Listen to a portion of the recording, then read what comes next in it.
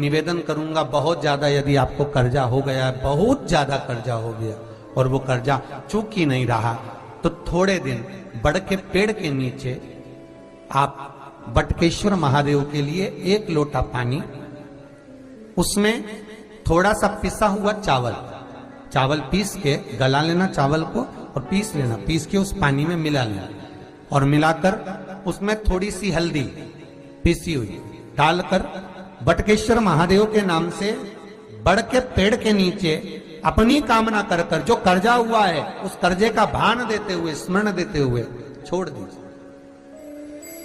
महाराज 2 या 3 सोमवार एक ही जगह पर करना, 3 सोमवार बाद वहीं से बड़ के पेड़ की थोड़ी सी जड़ उठा लाना और उस जड़ को एक कोई धागे में बांधकर या तो अपनी गले में डाल लो या अपनी जेब में पटक लो, उसको थोड़े दिन पटक कर रखना, लगभग 2 से 3 महीना पटक कर रखो। वो जड़ जैसे बड़ का पेड़ विस्तार होता है, पानी गिरे ना गिरे, जल वृष्टि हो ना हो, गर्मी पड़े ना पड़े, उसको कोई फर्क नहीं पड़ता, बड़ का वृक्ष आप रूप फैलता जाता है, उसकी जड़ें अपने आप प्रबल होती है।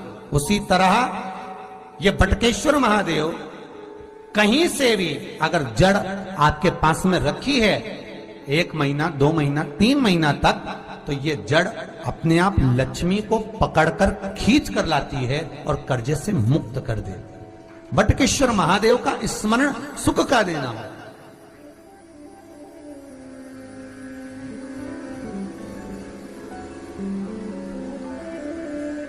ये आनंद राशि का देने वाला है, लक्ष्मी को प्राप्त प्रदान करने वाला है, लक्ष्मी खींच ला। जिस व्यक्ति पर कर्जा बहुत ज्यादा मात्रा में हो जाता है और कर्जा चूकता नहीं है, आप बहुत प्रयास कर लिए, करोड़ों रुपए का कर्जा हो गया, यहां से लिया वहां दिया, वहां से उठाया वहां दिया, वहां से उठाया वहां दिया, तो निवेदन है कभी मौका लगे कर्जा मुक्ति के लिए सारे वृक्षों में अगर कोई श्रेष्ठ वृक्ष माना गया है तो वो बट का वृक्ष माना गया महाराज। इसलिए प्रशासनिक कार्य के लिए, मानसिक टेंशन में, परेशानियों में बटकेश्वर महादेव का स्मरण किया जाए। लोग घेर कर रखे हैं आपको, बहुत लोगों ने घेर रखा है, तो प्रत्येक सोमवार शंकर के मंदिर पर जाइए, शंकर जी पे चढ़ी हुई एक बेलपत्र उठाइए, औषधि के रूप में शिव जी का नाम लीजिए और शंकर के दरवाजे पर बैठकर उसको चबा चबा कर खार कर घर आ जाइए। 1 आध महीना कर कर देखो, मुझे उम्मीद है, मेरे विश्वनाथ पर मुझे विश्वास है कि तुम्हारी दवाइयां तो कम हो जाएगी और ये औषधि के रूप में तुम खाते रहोगे, चाहे वो शुगर हो, बीपी हो, चाहे दर्द हो, कमर का, घुटने का, जो भी आपको तकलीफ, बस उसका स्मरण करो, 1-2 बार करके तो देखो। शिव स्मरण। महाराज जिसको साइटिका की बीमारी होती है, ये कुंदकेश्वर जो शिवजी का नाम है महाराज, जिसको साइटिका की बीमारी होती है या स्लिप डिस्क की बीमारी होती है या कमर की रीढ़ की हड्डी कहीं बाकी टेढ़ी होने लगती है या नसें चोक होने लगी हों, काम ना कर रही हों, तो उसके लिए कुंदकेश्वर महादेव पर आप कोई भी सफेद कलर के पुष्प, भगवान शंकर के मंदिर में कुंदकेश्वर के नाम से 31 फूल समर्पित करना है। 31 पुष्प, और कुंदकेश्वर के नाम से 31 पुष्प समर्पित कर कर बेलपत्री के पेड़ के नीचे की जड़ थोड़ा सा भाग निकालकर ऊपर से छीलकर अंदर का भाग शंकर कुंदकेश्वर को चढ़ाना है। उस जड़ को लाकर उसको पीसना है और पीसकर सुबह के समय पर 3 बार उसका कुंदकेश्वर का नाम लेकर सेवन करना है। जिसको साइटिका और जिसको रीढ़ की हड्डी, स्लिप डिस्क, जिसको प्रॉब्लम होती है, उसको बाबा कुंदकेश्वर एक ऐसे महादेव हैं, क्योंकि भगवान शंकर के चरण पर पार्वती के द्वारा फेंका गया कुंद का प्रहार हुआ और उससे बाबा को चोट लगी, जिससे बाबा का नाम कुंदकेश्वर पड़ा। तो सारे रोगों को मिटाने के लिए माँ जगतजननी कहती है, बाबा आपके पांव में चोट लग गई है, भोलेनाथ मुझे क्षमा कर। भगवान शिव पार्वती को क्षमा करते हैं। आज भी नियम है महाराज, आप कोई बहुत बड़ा काम करने जा रहे हो, बहुत बड़ा यज्ञ अनुष्ठान, विवाह, शादी आदि आदि फंक्शन करने जा रहे हो,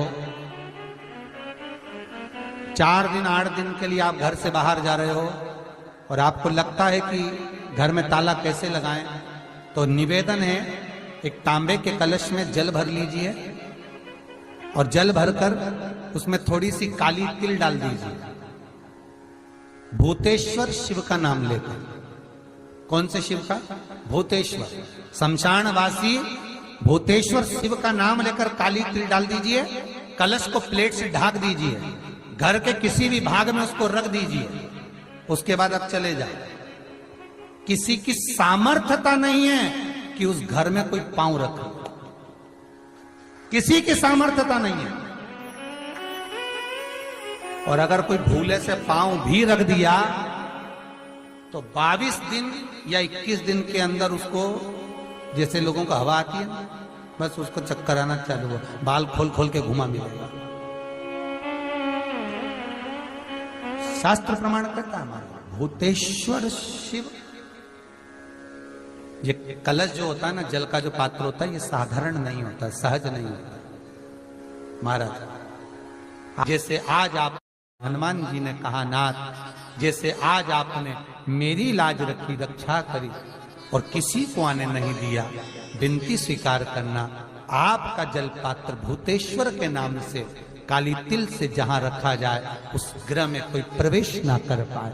शिव जी ने वचन दे दिया, मेरी चंडियां 64 योगनियां, डाकनी, पिशाचनी, चुड़ैल और भूत इस कलश के विराजमान होते ही सर्वस्व फैल जाते हैं, फिर अंदर कोई नहीं आ सकता, भीतर प्रवेश नहीं हो सकता।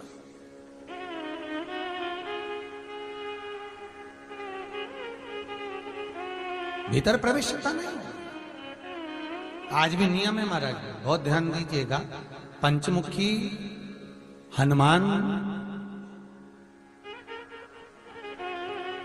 का एक स्मरण, पंचमुखी हनुमान का एक भाव महाराज। जैसे बहुत ज्यादा तकलीफ अगर व्यक्ति को हो गई है, बहुत कष्टमय जीवन चल रहा है, हार गए हर जगह से और तकलीफमय जीवन चल रहा है, तो पंचमुखी हनुमान का एक शिव महापुराण का और स्कंद पुराण का एक बड़ा सुंदर मंत्र है। उस मंत्र को आप सब एक बार हमारे साथ में बोलें। ओम नमो हनुमते रुद्र अवताराय सर्व शत्रु संहारणाय सर्व रोग हराय सर्व वशीकरणाय रामदूताय स्वाहा। बस इस मंत्र को हाथ में काली तिल लेकर, एक जौ लेकर और गूगल लेकर, थोड़ा सा उसमें गाय का घी डालकर, कंडे को या अग्नि को जलाकर इस मंत्र का 11 बार 21 बार जाप कर कर अपनी कामना कर कर छोड़ दीजिए। कैसा भी रोग हो, बीमारी हो, कष्ट हो, दुख हो, तकलीफ हो, 21 दिन के अंदर 11 बार 21 बार जाप कर कर अपनी कामना कर कर छोड़ दीजिए। कैसा भी रोग हो, बीमारी हो, कष्ट हो, दुख हो, तकलीफ हो, 21 दिन के अंदर वो आनंद आना प्रारंभ कर देता है महाराज। इस मंत्र, स्कंद पुराण का, शिव महापुराण का ये मंत्र मूल पंचमुखी हनुमान सुख देंगे।